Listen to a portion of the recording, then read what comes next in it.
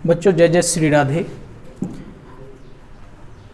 आपका destination study point के YouTube channel पर हार्दिक अभिनंदन है और उम्मीद करते हैं कि आप स्वस्थ होंगे, अपने घर में होंगे, सुरक्षित होंगे।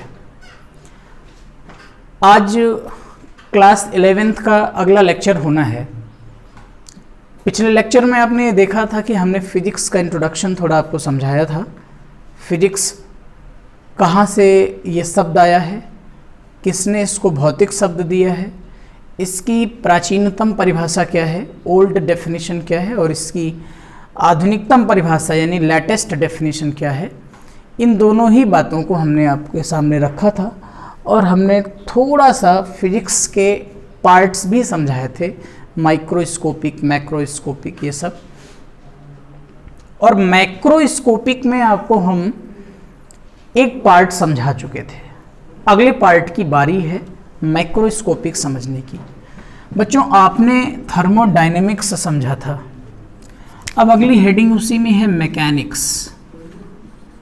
मैकेनिक्स जिसे हम कहते हैं यांत्रिकी।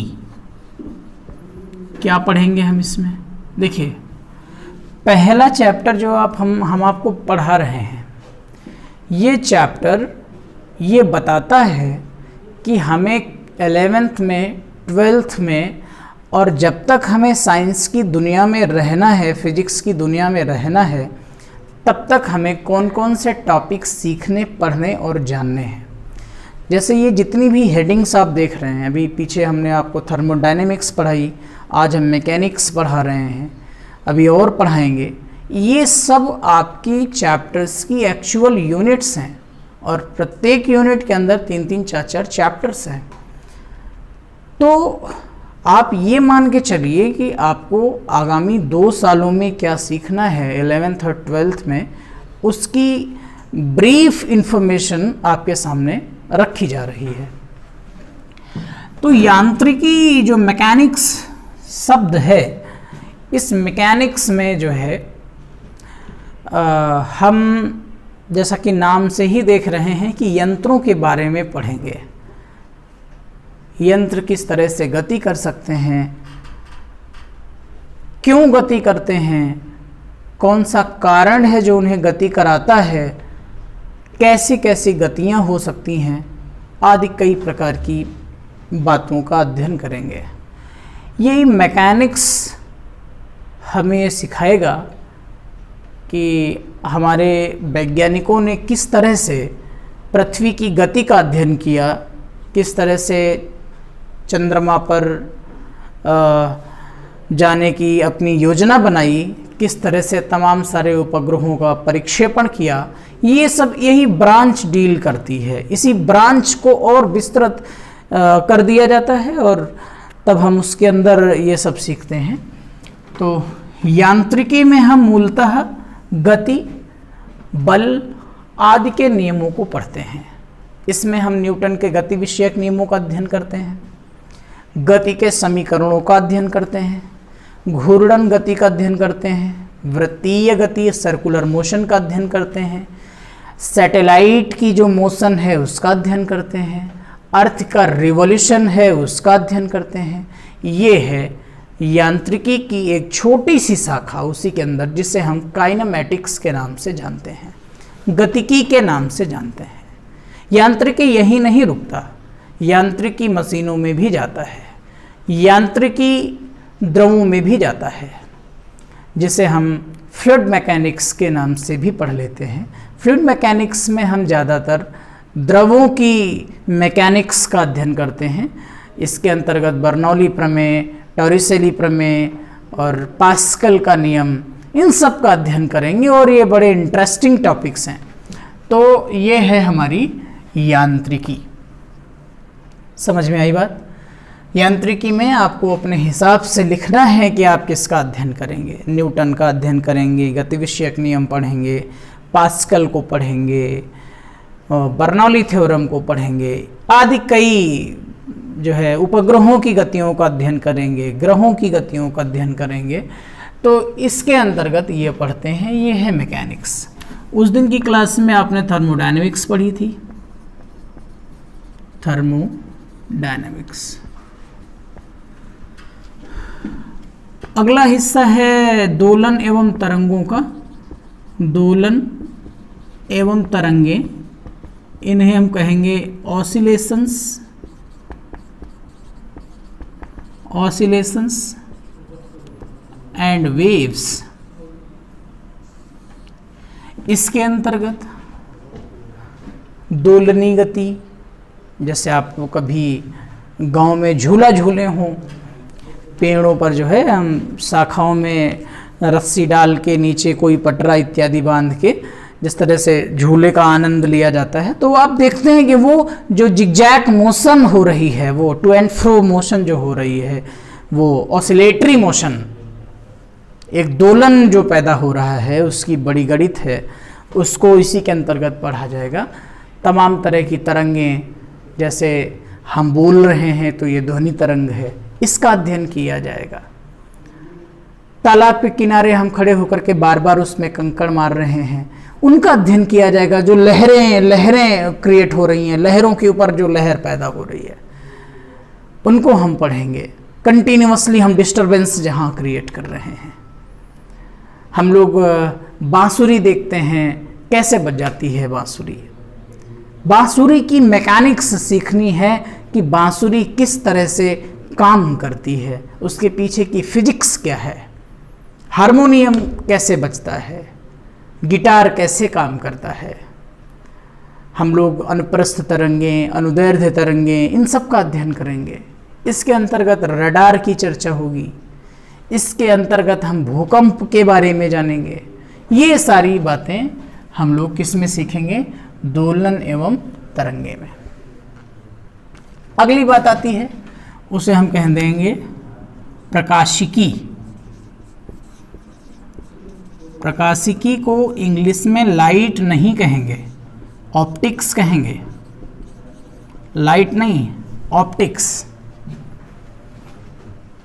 इसको हम ऑप्टिक्स कहेंगे।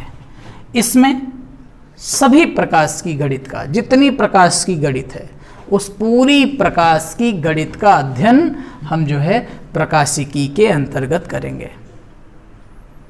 जैसे जैसे हम ये देखेंगे कि प्रकाश को कैसे माप सकते हैं, जिससे आप कहते हैं प्रकाश मिति, फोटोमेट्री, जहाँ पे आप कैंडेला, ल्यूमेन, लक्स, इस तरह की यूनिट्स पढ़ते हैं। इसी के अंतर्गत दूरबीन का अध्ययन किया जाता है। इसी के अंतर्गत टेलीस्कोप, माइक्रोस्कोप, इलेक्ट्रॉन माइक्रोस्कोप, और इसी में जो है लेंसेस पढ़े जाते हैं, और इसी में हम लोग दर्पण पढ़ते हैं, मिरर्स पढ़ते रहते हैं। तो ये सब जो है प्रकाशिकी के अंतर्गत पढ़ा जाता है। प्रिज्म का अध्ययन प्रकाशिकी के अंतर्गत ही किया जाता है। और प्रकाश को लेकर भी चर्चाएं इस बात में काफ़ी रहती हैं कि प्रकाश कण है कि प्रकाश तरंग है। तो इस जिज्ञासा का समाधान भी आप लोगों को 12th क्लास में थोड़ा थोड़ा ज़रूर मिल जाएगा, और आप समझेंगे कि प्रकाश कण है या तरंग है, या फिर इन दोनों के गुणों को समय समय पर प्रकाश प्रदर्शित करता है। इसी में हम लोग एक और हेडिंग पढ़ेंगे, जिसे हम कहेंगे वैद्युत गतिकी। वैद्युत गतिकी इंग्लिश होगी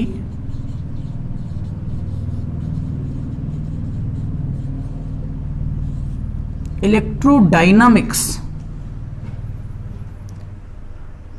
बच्चों, इलेक्ट्रोडायनामिक्स को अगर आप समझें तो इसको दो भागों में बांट लीजिए। कौन कौन से भाग? एक भाग वो है जब करंट ना हो, करंट ना हो लेकिन चार्ज हो, करंट ना हो लेकिन चार्ज हो, कैसे पॉसिबल है? बिल्कुल पॉसिबल है। आपके घर में बैटरी से अगर कोई उपकरण चलाया ना जा रहा हो और बैटरी चार्ज हो, देखो आप कह रहे हैं ना चार्ज हो, आप नहीं कह रहे हैं कि बैटरी में करंट है, आप कह रहे हैं बैटरी चार्ज हो और उससे कोई अपैरेटस ना चलाया जा रहा हो, तो ऐसी दशा में चार्ज तो है लेकिन करंट नहीं है। जब इस तरह की हम विज्ञान पढ़ेंगे तो उसको हम वैसे नाम देते हैं इलेक्ट्रोस्टैटिक्स। लेकिन इलेक्ट्रोस्टैटिक्स को हमारे विद्वानों ने इसी इलेक्ट्रोडायनामिक्स में सम्मिलित कर दिया है और इसी के अंतर्गत इस ब्रांच का अध्ययन कर लेंगे। 12th क्लास की शुरुआत इसी से होगी, इलेक्ट्रोस्टैटिक्स से। इलेक्ट्रोस्टैटिक्स में कुछ बड़े नाम हैं, जैसे कूलम्स लॉ जिसे आप कहते हैं, सुना होगा आपने, अभी थोड़ा थोड़ा सिखाएंगे भी।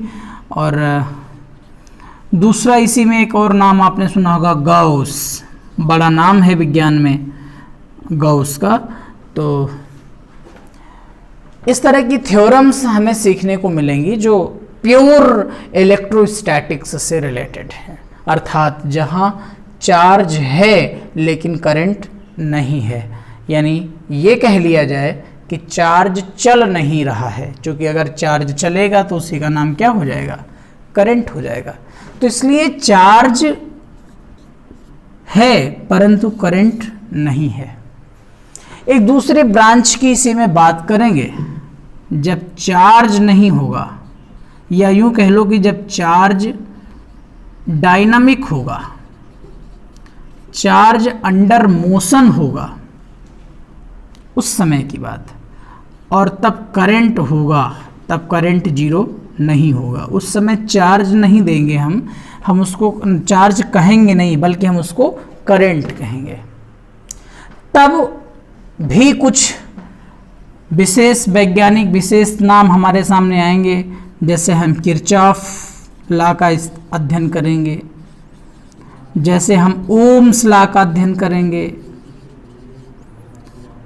बच्चों, जब हम इसको पढ़ते हैं तो इसी के अंतर्गत चुंबक भी बनने लगता है। चुंबक के जो बनने की संकल्पना है वो करंट फ्लो होने के साथ साथ क्रिएट हो जाती है।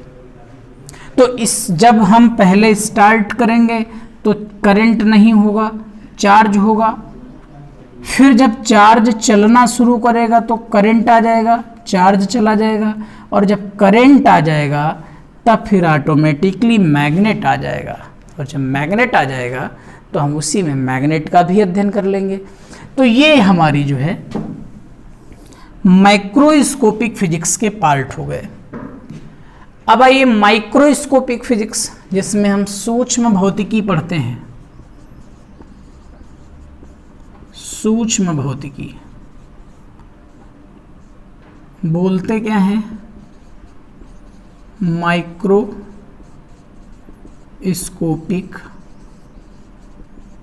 फिजिक्स।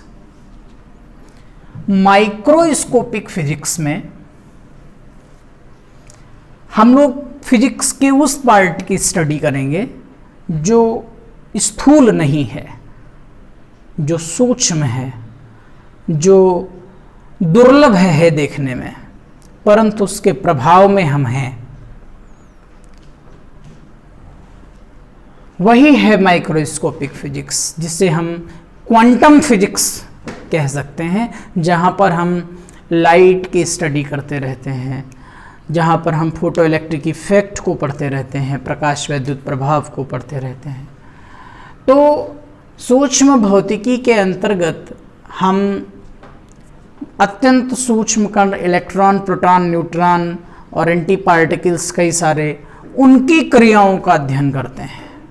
और इसके लिए स्पेशल फिजिक्स वैसे है जिसका नाम है क्वांटम फिजिक्स, क्वांटम यांत्रिकी, क्वांटम मैकेनिक्स।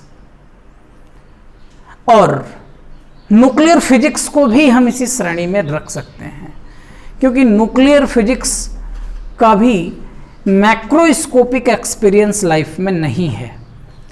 हम उनसे बने उपकरणों का प्रयोग कर सकते हैं, परंतु उनकी इंटरनल रिएक्शंस का हमें केवल अध्ययन है, बल्कि उन्हें हम नग्न आँखों से नहीं देख सकते हैं। तो इस तरह से फिजिक्स के जो पार्ट थे स्थूल और सूक्ष्म वो समाप्त हुए। अगला टॉपिक होगा फिजिक्स के कुछ संरक्षण सिद्धांत, सम कंजर्वेटिव प्रिंसिपल्स ऑफ फिजिक्स। देखिए कंजर्वेटिव थोड़ा सा समझ लीजिए, जैसे मैं आपसे यूं कहूं कि आपको बाजार जाना है, तो आप इसमें ये सोचेंगे कि बाजार जाने में मेरा लाभ क्या है, तब हम कमिटमेंट करेंगे कि नहीं यार तुम भी कुछ ले लेना अपने लिए और हमारे लिए ये सामान ले आओ। यानी आप बाजार जा तो रहे हो, लेकिन एक अंडर एग्रीमेंट है आपके पास, एक एग्रीमेंट के थ्रू आप जा रहे हो बाजार। तो वैसे ही फिजिक्स जितनी है वो एक प्रॉपर एग्रीमेंट के थ्रू काम करती है कि ये चीज़ ऐसी रहेगी तो ये रूल फॉलो हो जाएगा। इसे ही हम कहते हैं संरक्षण सिद्धांतों का लागू होना, जो हम अगले वीडियो में देखेंगे बच्चों। फिलहाल यहीं तक की क्लास आज रहेगी। वीडियो को ज़्यादा से ज़्यादा लोगों तक पहुंचाने का काम आप लोगों का है। आप पहुंचाएं ना पहुंचाएं आपकी जिम्मेदारी है। आप इसे देखते रहिए, समझते रहिए, नोट्स बनाते रहिए, घर में रहिए, खुश रहिए। Bye, take care.